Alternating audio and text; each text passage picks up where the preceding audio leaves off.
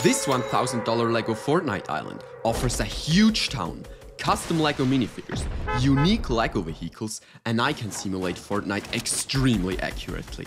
But today I will compare this game simulation to a $700 Clash Royale battle, a $500 Sonic Island, and much more, starting with the $1 game simulation. But which video game can I simulate with $1? I mean, at this point, I can't even buy a plain torso anymore. But I can still afford bricks, because a single plate only costs a cent, which means a brick-built Roblox character will only cost me $1/3 of a dollar. Which then means I can build 3 Roblox characters for only $1. But only having minifigures is no game simulation. So I spent another $1 to simulate a minigame called Blocks Fruit, where you collect fruits to gain special abilities. I myself made the portal fruit that lets you teleport,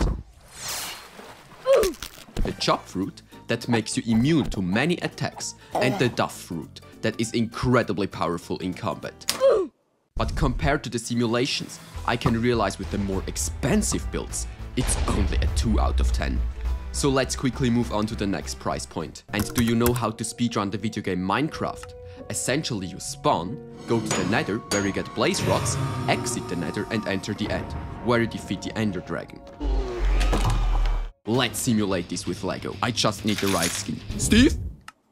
Buckle up! Damn, does he look sick. Let's run. First, Steve will need a decent spawn, and I went with a desert village, with a house where he can equip himself with diamonds, emeralds and iron from the chest. With the iron, Steve now crafts a bucket which he will fill up with water. The next step is to mine some wood and 2 flint to get himself a diamond sword and a fletching table in order to trade a bow and arrows from a villager. Now the only thing left to do in the overworld is to make a nether portal with the lava. Whoa, that went quick, and off we go. For the nether simulation, I will get some building blocks and mobs from this set.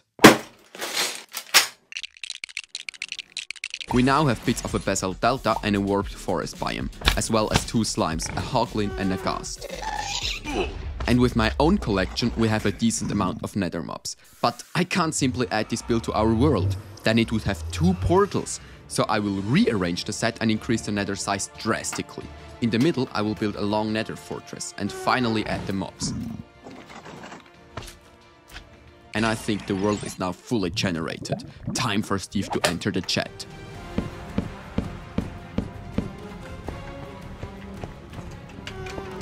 Damn it! No blazes in the fortress, but with a bit of luck, Steve will spawn right in front of an end portal with 12 eyes of ender.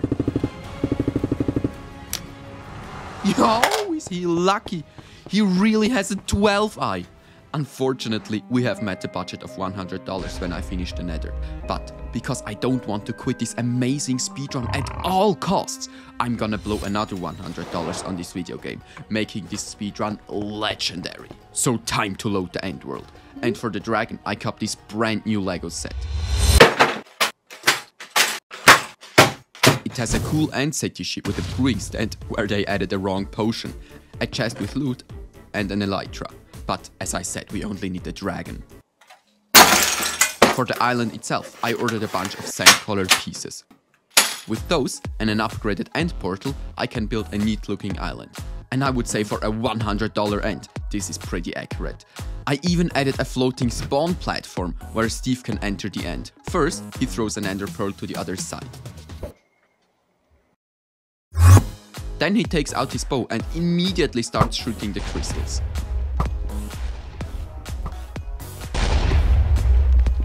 Once that is done, he can start hitting the dragon. And when the dragon perches, finish him with the diamond sword. Nice job, Steve! That simulation deserves a 5 out of 10. And next on my list will be a $300 LEGO GTA simulation. And since GTA is a game where you drive expensive cars, commit crimes and maybe even get into prison, our game simulation begins in a LEGO prison. Lucky me, LEGO recently released this prison island, which is perfect as a base for our build. It offers a prison courtyard with a secret tunnel, and a bedroom where you can lift up a bed to enter the lure, which will take you to freedom. But be aware of the sharks that also protect the island. I mean, I warned her. But I don't really like the shape of the prison. It should be a corner building.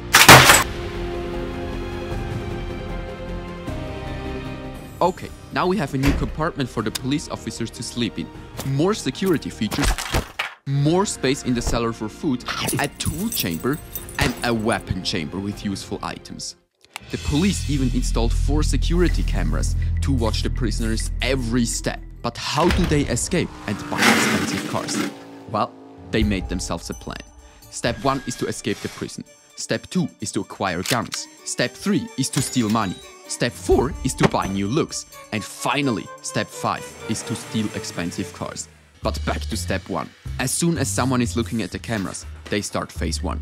The young man named Jake demands to be brought to the cell. As soon as he exits the courtyard, the old man named Bob opens the trapdoor and makes his move. Now the old officer is supposed to put handcuffs on the young crook, forgets his duty and follows the escaped Bob. This leaves Jake to make his move. He runs to the weapons chamber and grabs all essential tools. Then he makes his way down to the fishing boat, where he blasts open the door with dynamite. Upon hearing this deafening noise, the 2 ladies in the cell open the secret hatch and take the lure to freedom. As soon as they exit, they're picked up by the boat and they start their journey to the mainland. Now, you might ask why they weren't followed. Well, this whole plan was executed during a foggy evening, so the scenery should have looked more like this. Where are they? Here, I have one! Ouch, that's me, you tomato head! Oh, sorry, director. So the prisoners can arrive at the mainland without any distraction. But there's nothing for the outlaws to do here. So what's the first thing they need?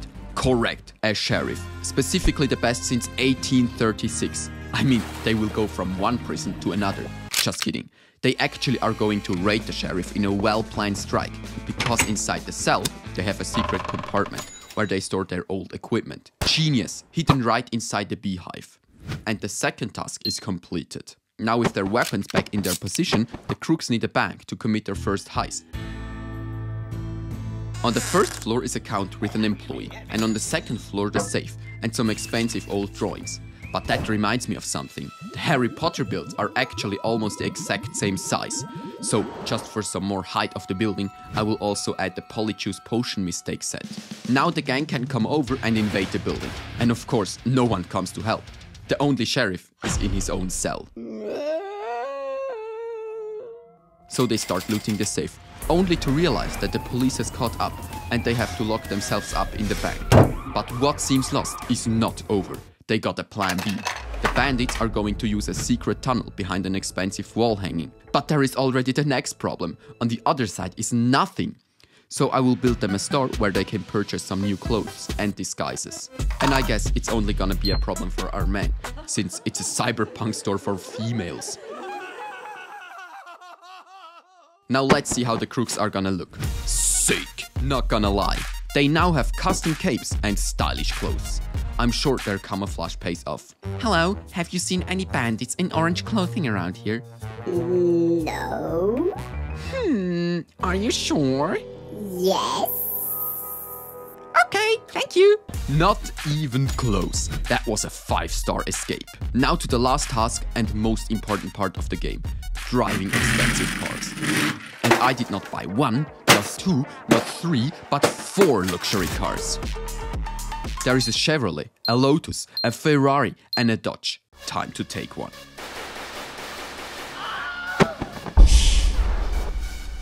Hey! I guess we're down to a car chase.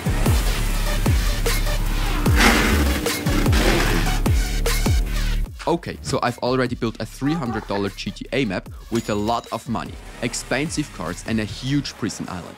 A $200 Minecraft speedrun map, including a flying ant and a giga jet Steve.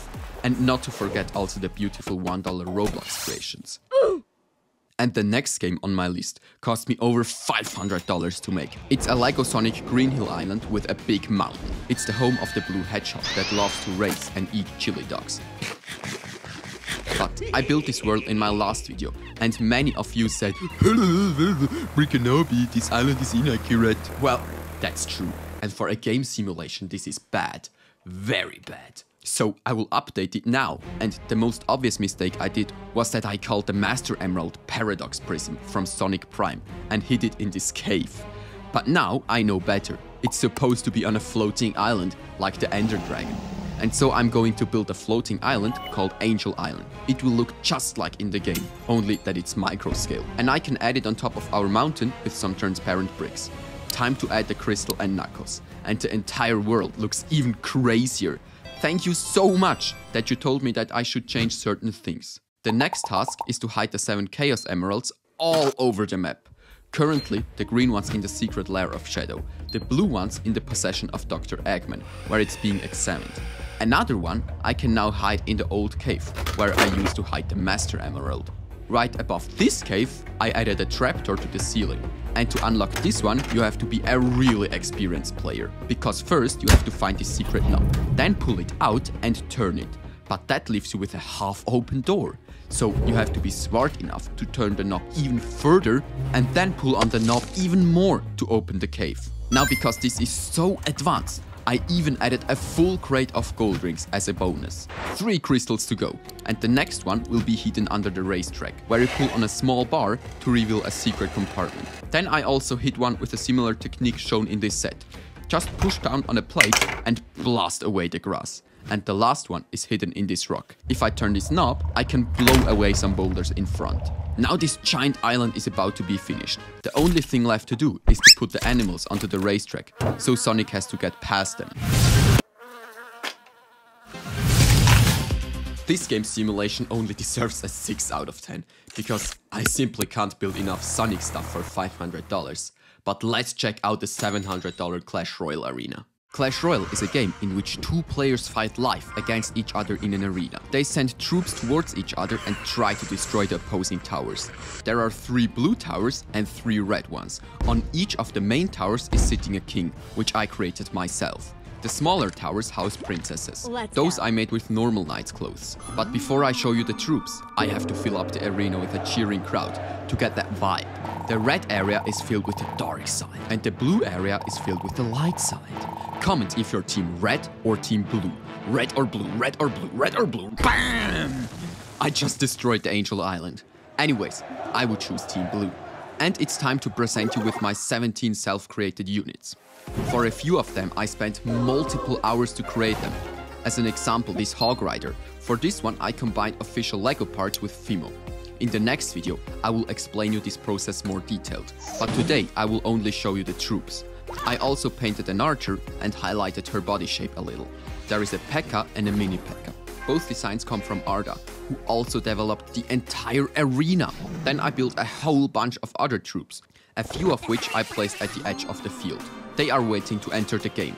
The other units I arranged in epic fight scenes and duels, where they're trying to get the upper hand. I would say it's really hard to top this game simulation. But we still have the $1,000 Fortnite Master Simulation. And note that I won't build LEGO Fortnite, but Fortnite in LEGO. Specifically Battle Royale. A game mode where you drop on an island, loot chests, and try to take that down. Okay, so to start simulating Fortnite in LEGO, I first need to create the island. Now, how does every round start? Right, in the battle bus. So I'm going to order some pieces to build one.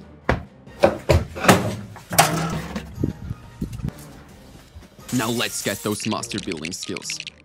Et voila, a battle bus. It has the typical curved yellow tires, the yellow tube, and the propeller that moves the whole bus forward. You can remove the top, and inside there is space for 8 people plus a bus driver. Now I just have to fill it. And among the 1,800 skins, there would be enough, which are already made as a minifigure. So I'd only have to search through my minifigures, and I would be able to fill up the bus.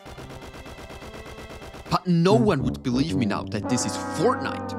So I'm going to empty the bus again and sit down for a few more hours to create 8 iconic minifigures. First up, I created Peely, the banana peel skin. I find this skin so funny. He has a relaxed facial expression, his skin is peeled off, and he's got a great banana sticker on his back. On the fish stick skin, I like his incredibly cool eyes, and of course the special hat. The following skins weren't as time consuming, but they're also pretty cool. For example, the lifeguard, an OG skin, a motorcyclist called Redline, and more. Finally, I can say it's Fortnite. Now thank the bus driver and jump!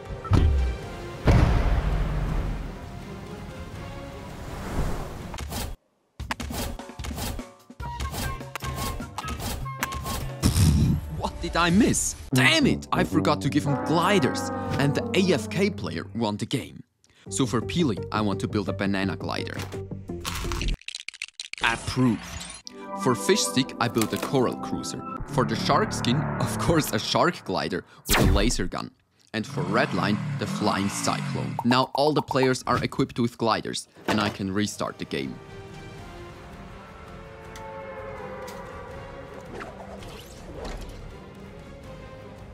But as soon as the players land, they start to attack each other with their pickaxe, because they don't have another weapon.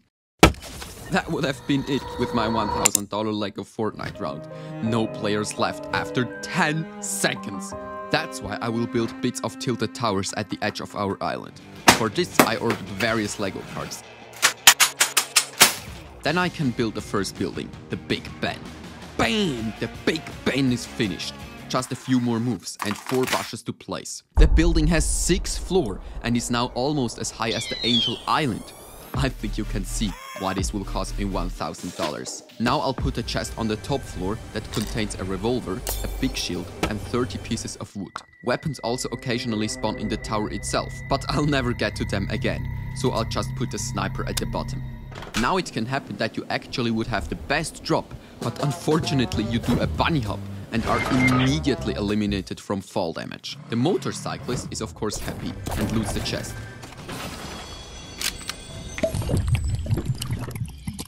Then she builds a ramp and a cone to get an overview. Peely has already grabbed the sniper below her, but that still leaves 2 players without a weapon, so I will build another building for them. But which one? I'm slowly running out of colored pieces. That means that this building is the only one that comes into question. And part 2 of Tilted is also finished. On the ground floor I recreated a small bar as best as I could. In the next room there is a work table and a rack. Then you go through another door into the stairwell. From there you get into a living room with a kitchen, a TV and a bedroom. There the lifeguard can equip herself with a rocket launcher and small shields. On the first floor of the house there is a chest with a legendary scar. I made this one out of a normal blaster, a hand and some paint. Fishstick on the other hand loots the chest in the secret room on the 3rd floor.